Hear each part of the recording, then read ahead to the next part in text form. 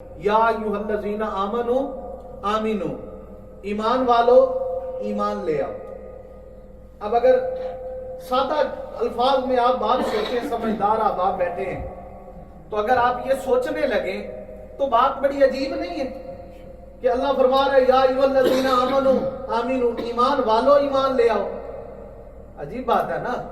بھئی، جب کہہ دیا ایمان والو تو اس کا مطلب یہ ہے کہ جن سے باری الہ خطاب فرما رہا ہے انہوں نے پڑھ لیا ہے اشہدو اللہ الہ الا اللہ واشہدو ان محمد عبدہ ورسولہ، وہ پڑھ کے بیٹھے ہیں۔ اب یہ بھی نہیں ہو سکتا، اگر کہا ہوتا نا یا ایھا الناس، اے لوگو ایمان لے آؤ، تو چلو بات اور طرح سے سمجھ میں آ جاتی کہ الناس میں بہت سے لوگ ہیں، مومن بھی ہیں، منافق بھی ہیں، مشرک بھی ہیں، سارے ہیں، تو بات تو سمجھ آ جاتی ہے۔ لیکن اگر کہا ہوتا یا ایھا الکافرون، اے کافرو ایمان لے آؤ، تو بھی بات سادہ سی تھی،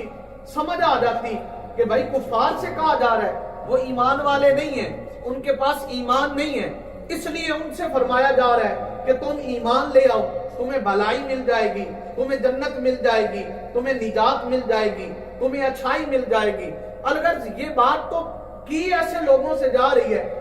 ایمان والوں سے ہی کہا جا رہا ہے ایمان لے آؤ۔ اب ایک بات تو طے ہے کہ جب ایمان والا کہا تو یہ بھی ہے کہ شاید جس دور میں یہ آیہ مبارکہ قرآن مجید اترا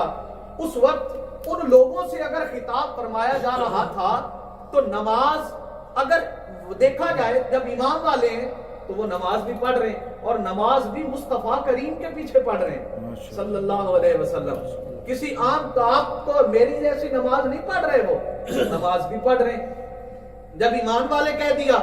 تو وہ حج بھی کر رہے ہوں گے، اس دور میں ممکن ہے تو اکثریت نے کی ہوگی، اور وہ لوگ زکوٰۃ بھی دے رہے ہیں۔ جب ایمان والا کہہ دیا تو وہ پھر آقا علیہ الصلوۃ والسلام کی مجلس میں بھی آ رہے ہیں،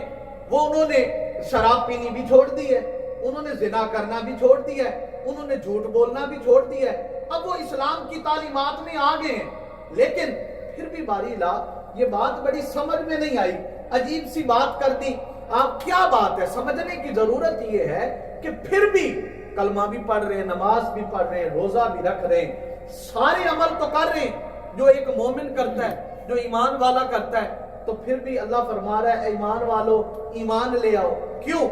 تو ڈھونڈنے کی بات یہ ہے، اصل بات یہ تھی کہ لوگ جو اس دور میں تھے نا، انہوں نے کلمہ تو پڑھ لیا،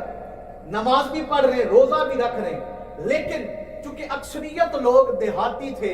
اکثریت لوگ یہ نہیں جانتے تھے، مقام مصطفیٰ کو ابھی نہیں سمجھے تھے، تو حضور علیہ الصلوۃ والسلام کی ذات کے ساتھ وہ ادب اور محبت کا رشتہ اتنا کمال پہ نہیں تھا کہ رب کائنات نے جب جن کو دیکھا کہ نمازیں تو پڑھ رہے ہیں، روزہ تو رکھ رہے ہیں، زکوٰۃ تو دے رہے ہیں، حج تو کر رہے ہیں، لیکن محبوب کے ساتھ ابھی مقام محبت اس لیول پہ نہیں گیا، تو فرمایا لوگو مجھے تمہاری صرف نمازیں نہیں چاہیے، مجھے فقط تمہارے روزے نہیں چاہیے، مجھے فقط تمہاری زکوٰۃ اور حج اور ذکر اذکار نہیں چاہیے، بلکہ میں یہ چاہتا ہوں کہ نماز پڑھو، ذکر کرو، زکوٰۃ دو، حج کرو، مگر ضروری یہ ہے ان سب کے بدلے میں ان سب سے بڑھ کر میرے مصطفیٰ سے وفا کرو، سبحان اللہ، میرے حبیب سے پیار کرو،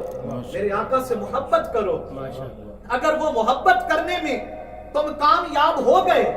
تو پھر تمہاری نمازیں بھی کمال کی نمازیں ہیں، سبحان اللہ، پھر تمہارے روزے بھی کمال کے روزے ہیں۔